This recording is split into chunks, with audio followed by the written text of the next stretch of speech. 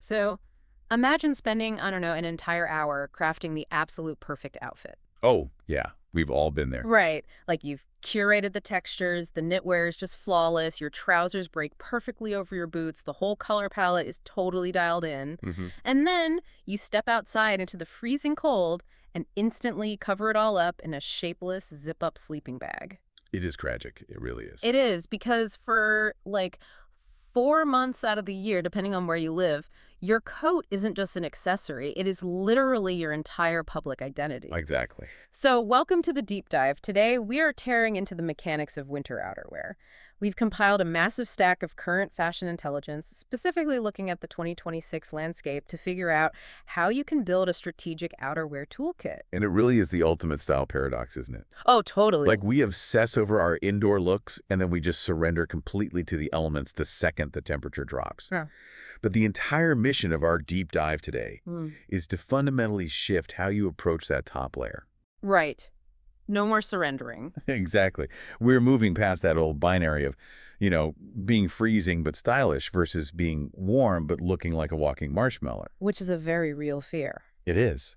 So we're going to break down the 5 essential tools every closet actually needs. This is really about understanding volume, manipulating silhouettes, and making durable investments that actually work with your wardrobe rather than just hiding it.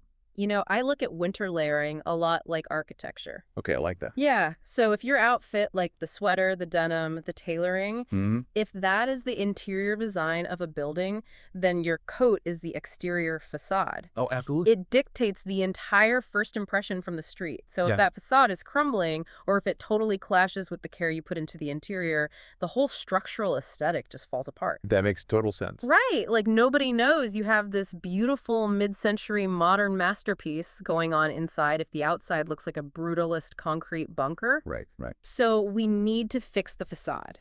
And the best place to start, based on the guides we're looking at, is with the absolute structural anchor of a winter wardrobe, which is the classic wool coat. And structural anchor is just the perfect term for it. Because when we talk about wool, we're talking about a piece of outerwear that operates almost entirely on the principles of classic tailoring. It brings that immediate polish. Immediate, undeniable polish.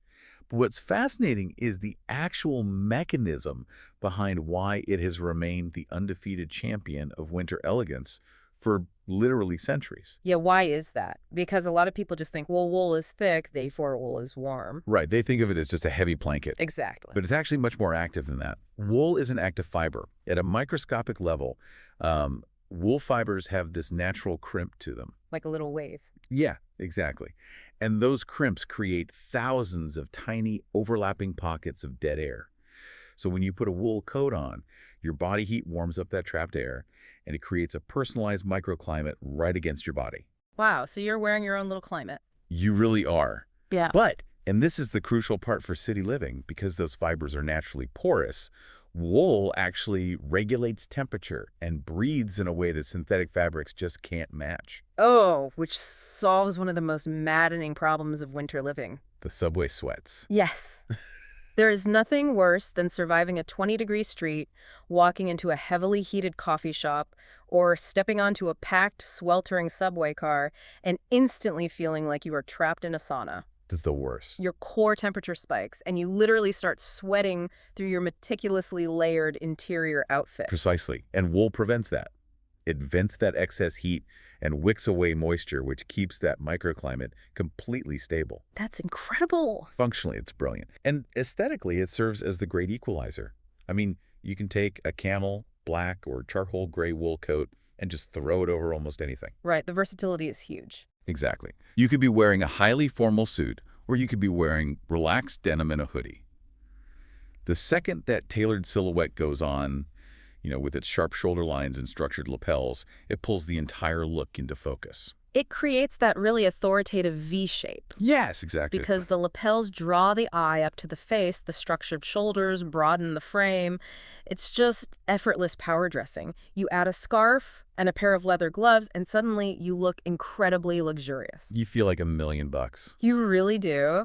But here is the flaw with relying entirely on a tailored wool coat. There's always a catch. Right. Winter is not always a polite, crisp, dry cold. No, it is not. Sometimes the weather is downright hostile. Yeah. Sleet, driving winds, blizzard conditions. A tailored wool coat in a freezing rainstorm gets soaked, it gets heavy, and frankly, it just gets ruined. It's miserable. So how do we maintain our architectural facade when the elements demand a much more aggressive defense? Well, that is exactly where the wool coat reaches its limits. And it's where we have to pivot to the total opposite end of the spectrum, which is the puffer jacket. Ah, yes, the sleeping bag. Right. If the wool coat is your tailored facade, the puffer is your high-tech insulation layer. Historically, I mean, it was purely utilitarian survival gear. For like mountain climbing. Exactly. But over the last few years, and heavily emphasized in the 2026 landscape, it has completely taken over urban street style. We're talking ultra-lightweight, highly water-resistant fabrics packed with intense insulation. Okay, let's unpack the insulation piece, because the mechanism here is similar to wool, right? It's about trapping air. It is, but on a much more extreme scale. So whether it's ethically sourced down or advanced synthetic clusters, the fill in a puffer is designed to loft. Loft meaning? Meaning it expands. It expands to fill the baffled compartments of the jacket. It traps massive amounts of dead air, creating a barrier that extreme cold simply cannot penetrate. Which sounds great for surviving an expedition in the Arctic. But here is my major pushback on puffers. Okay, let's hear it. How do you wear one without looking like a walking mattress? Right. Because maximum loft usually equals maximum bulk. You're talking about a garment literally designed to puff out. How does that not completely swallow your silhouette and destroy that deliberate architectural shape we were just talking about? It's a completely valid fear. The marshmallow effect is the #1 reason people avoid puffers. Oh. But this is where the 2026 design language has really evolved. How so? Well, we aren't just dealing with sheepless sleeping bags anymore. Designers have realized that to make extreme insulation fashionable, you have to strictly control the volume. Okay. So the trend right now heavily favors specifically cropped puffer jackets. Wait, a cropped winter coat? That sounds counterintuitive if the goal is survival. It sounds totally counterintuitive until you think about the geometry of an outfit. Okay, walk me through that. By cropping the puffer so it hits right at the natural waist or slightly above, you're keeping that heavy, life-saving insulation strictly on the upper torso. Oh, I see. Yeah, so this completely shifts the visual center of gravity. It allows the lower half of your outfit, say a pair of slim-cut jeans or tailored trousers, to remain visible and streamlined. Oh, so you're creating a stark contrast. You've got massive volume on top, sleek lines on the bottom. Exactly. So instead of a shapeless column, you get this very intentional, almost architectural massing. You're using the bulk as a stylistic choice rather than just suffering through it. You nailed it. You pair a black cropped puffer with slim denim and a sharp ankle boot, and it looks incredibly chic. It proves you don't have to sacrifice a sleek silhouette just to keep your core from freezing. All right, so we've solved the two extremes. We have the polished wool anchor for dry, crisp days and the volume-controlled puffer for hostile survival. Right. But here is the real paradox of winter wardrobes. It isn't always a blizzard, and it isn't always 20 degrees. Very true. What happens on those unpredictable mild days? I mean, if I wear the puffer at 50 degrees, I'm roasting. If I wear the heavy wool coat, it feels stiff and overdressed. That's awkward. How do we handle that massive gray area of winter weather without just reverting to a light fall jacket that leaves us shivering when the sun goes down? Well, that gray area requires highly adaptable transition layers. And this is honestly where a lot of people's closets completely fail them. Guilty. The most sophisticated cheat code for this specific problem, according to the guides, is the winterized trench coat. Now, I have to admit, when I first saw trench coats grouped into winter outerwear in our sources, I was pretty skeptical. Yeah. Yeah, I typically associate a trench with spring showers or early autumn, not mid-January. Well, the association makes sense based on those lightweight cotton trenches we usually see. But a true winter trench is a totally different beast.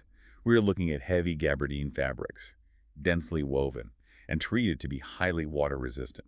Gabardine being that tightly woven twill that naturally repels water because of how the yarns are packed together. Exactly. It actually has military origins, specifically designed to protect against mud and wind without weighing the wearer down. So in a winter context, it becomes the ultimate layering shell. You take a double-breasted trench in a classic khaki, maybe deep olive or stark black, and you use it as a sophisticated windbreaker over your heavy winter knits. And the beauty of the trench coat, structurally speaking, is the belt. The belt is everything. Yeah. Because when you are layering thick, chunky knitwear underneath a coat, you run the risk of losing your body's shape entirely. You just become a block of fabric. Right. It's the same problem as the puffer, but without the benefit of that intentional contrast. Yes, but the belt on a trench coat acts as a physical anchor. It cinches the waist, pulling all that fabric in and instantly reestablishing your silhouette. It gives you a shape again. Exactly. It takes what could be a messy, bulky combination of sweaters and a heavy shell and forces it into an elegant hourglass or V shape. That sounds great. You